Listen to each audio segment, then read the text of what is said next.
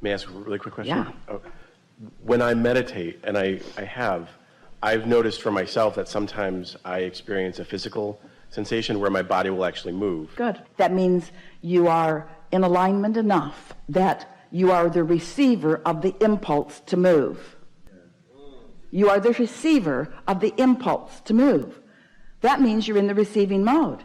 So just sit there. Now, don't try to make something up. Don't try to think of powerful thought. Ooh, I'm going to save the world. Don't get your mind in the way. As the woman said to her child, shut up. Just be still and be the receiver of the impulse. Be the receiver of the impulse. You are all the time. You're the receiver of impulses when you drive. You're the receiver of impulses when you yawn. You are the receiver of impulses when you sneeze. You are the receiver of impulses when you breathe.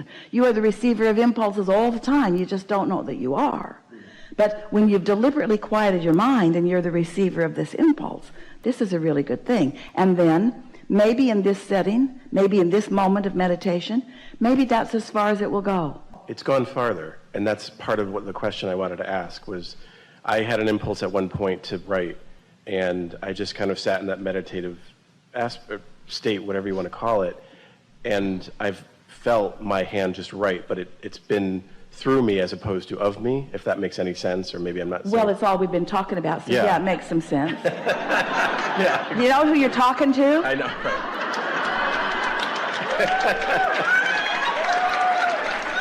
Indeed.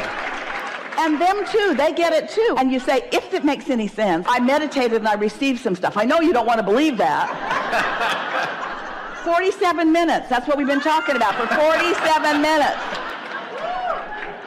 Oh, I do love you. I so love you. It's happened now for a while, and I've been wanting to talk to you about it because... But we want to talk to you about something else. Yes. But we want you to be the receiver. You're talking to us about something that you want to soothe or to be different, and we want you to understand that, and this is the most important thing. You all think that when you sit to meditate, the source is going to write a book through you that's going to change the world. Well, okay, maybe. It could happen. It could happen. But don't you have other things also that you want to receive about? Yes. Like everything? Yeah. And so why does it always have to go to, oh yeah, I sat and meditated and now I'm writing a book? Why can't it be, I meditated and I got a thought and I followed it through and a wonderful thing happens? And I meditated and I got a thought and I followed it through and something else. Why can't it be, Source is guiding me in what feels like a magic carpet ride to the fulfillment of my existence? In other words, to the fulfillment of my beingness. You get what we're getting at. Let your alignment keep you joyful. There isn't anything more important than that you feel good and that you be happy, because this world is going to keep going on. It's set up perfectly. There's always going to be contrast, and there's always going to be those like you who are always going to be asking for more. So you're always going to be launching more into this vortex, and so evolution and expansion is going to continue to be. The evolution of all species is about this. And there will always be Source answering that. And there will always be new children who receive, and the beasts of your planet who receive, and some of you who deliberately receive. In other words, it's always going to be okay. It's always going to be okay. We don't need to write books, and you don't need to receive books on how to keep this all going on, because it's all always going to go on. This is only about you being joyful while it goes on. This is about you not waiting until you croak to finally put yourself in the receiving mode. This is about being in your body, in the same body that did the asking, and in this body do the receiving, so that you get to witness the evolution of the things that you've been asking for. Nothing is more exhilarating than to witness these thoughts turning to things, these vibrations turning to thoughts, and these thoughts turning to things. Oh, it's the process of that life is all about. This steady pipeline of things in the process of becoming, And yes, they will manifest into experience, and there will be a book, and yippee, you'll be excited about it for the afternoon. It's the delicious contrast that caused you to focus. Yes. It's the focus that caused you to launch the rocket. Yes.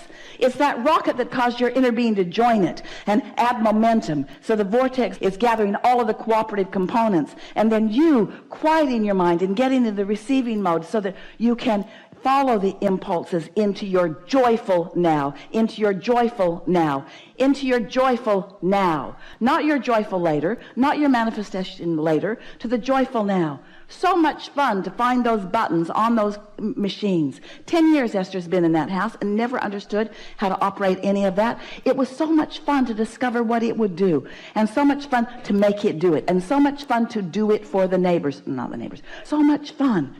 But even more fun when she realized it was leading to this and this and this and this and this. And that's a story that will continue to go on for years after year after year after year after year after year after year. The satisfaction of that becoming will never come to an end in Esther's lifetime. It's just going to get better and better and better and better and better as she continues to hear and receive the stories from her new friend and the success that he is now having. You see what we're getting at? Yes. There's no ending to this now joy. But we want you to get fixated on the now joy, not the later joy. On the now open valve, not the later open valve. On the how I feel now, not how I feel will affect what comes later. You hear the difference? Yeah, yeah. Focus on how I feel now, not what that will produce. Oh yeah, I meditated. I quieted my mind. I got feeling really good, and now I can really do something. No. Because the minute you turn toward your ulterior motive of doing something with it, now you're back into focusing on what is, and you stop the whole flow of all of that, you see. Yeah. Do we make you sound like you are puppets on a string? You are not. Because you're running the show. You came. You're the leading edge. You're in the contrast. You're making the decisions. Can you feel the difference between your thinking of a thought, step 1, and your receiving of a thought, step 3? We'll wait until you figure that out. Can you feel the difference? Well, this is a new thought for you, isn't it? When you're exploring contrast, you're thinking about it. You're evaluating it. You're measuring it. You're comparing it. You're choosing from one thing and another. In other words, you're contemplating it. Your thinking mechanism is really involved when you're in that contrasting mode. But once you've launched that rocket, and once Source has hold of it, don't you think it would be a good idea for you to listen in to see what Source thinks about it, and to see what resources have been gathered up for you, a steady stream of them? So it's like Source says, all right, we've got a beat on what you want, and you can keep exploring life, and you can keep amending your desire, and we'll keep feeding to you impulses and suggestions about how you might enjoy the evolution of this desire the most. Not how you can get to it the fastest, not how you can justify your existence by getting rid of this problem, how you can enjoy the unfolding of this desire the most. It's like the new ice cream store opened. Oh, they have so many beautiful things to choose from. And so you look and you choose and you get it, and then do you scarf it as fast as you can? Do you have an ice cream eating contest? Let's see who can make it disappear the faster. Or do you lick it and savor it and slow it down? Do you savor it? Do you make it last as long as you can? Do you enjoy it? That's what your inner being wishes for you on this journey. Let's just play with this for a minute. So let's say, it's not like this, but let's pretend just for a moment. Let's pretend that it took you 5 years of contrast to ask for something. It's not like that, but let's just say, just for... And now you've asked, and now you want it to manifest all of a sudden. No. You want it to manifest slowly and continue to surprise and delight you with every stage of its evolution. You want to feel in on it, don't you? Yeah. You are too impatient to really understand what we're getting at here. Really, to be fair, until you've meditated every day for a while, we're talking maybe 30 days, might be sooner, but maybe 30 days, so that you really know that you're in the receiving mode, and you receive a thought that's so compelling that you just can't not follow it. And then it leads to something and leads to something and leads to something. And the pleasure just keeps coming and coming and coming and coming and coming. And you are actually a conscious witness to the unfolding of the thought that you know you received because of meditation. Until that happens to you, this is just a theory that you could forget about tomorrow. But once you actually begin meditating deliberately and are acknowledging even during meditation, this must be the receiving mode because I am chilled. And then an impulse or a thought comes and you know for sure that you received it.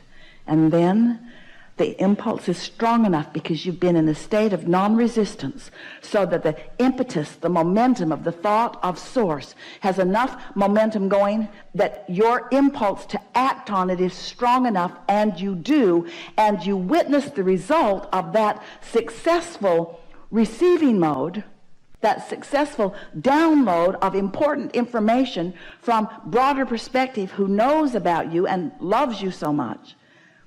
Once you start doing that, then you'll say, the magic is back in my life. Then you'll say, I'm invincible. Then you'll say, bring it on, contrast, because I just love having a new thought, because all I got to do is put it over there in the vortex machine, and the vortex machine will attract all the cooperative components. And when it's ready for me, Source will tell me. And I'll be ready for Source to tell me, because I'm ready every day for Source to tell me. I don't just meditate occasionally. Yeah, I have meditated. You said, I've meditated. I've meditated. I am a meditator. I meditate every day. Every day I put myself in the receiving mode. Every day I know Source has something to give me. Every day I'm ready to receive what I'm most ready to receive. Every day I'm as ready as I'm ready, and I'm only as ready as I'm ready, and I don't know how ready I am, but I'm ready enough, and I don't know how ready that really is, but I'm ready enough to sit and see how ready I am. I don't know how ready I am. Esther was ready enough to want to move her furniture around.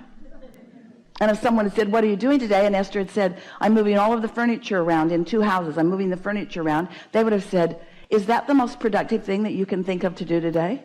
Are there other more productive things that you might do? Isn't there a book you might write? Don't you want to save humanity in some way? Really? Oh, yeah, I want to do all of those things. But what I really want to do is just move this furniture around. Well, isn't there something else that would be more important for you to do? Maybe, but I can't think of it right now. All I want to do is just move this furniture around. It's all I want to do. I cannot not move this furniture around. Moving this furniture around just sounds like the best idea I've ever had. Want to go on vacation? No, I want to move the furniture around. Want to go to lunch? No, I want to move the furniture around. Want to write a book? What? Doesn't matter. No one could offer anything. Fortunately, she was alone, and no one was offering anything to her. But what we're getting at is you have to be committed to, not committed. You have to be committed to following the impulse when it comes. And then when you begin making the association between the impulse that came and the way it felt and the results of it, as you begin witnessing thoughts turning to things, then you will know that you're onto something really important. We think this is a really good time for a segment of refreshment.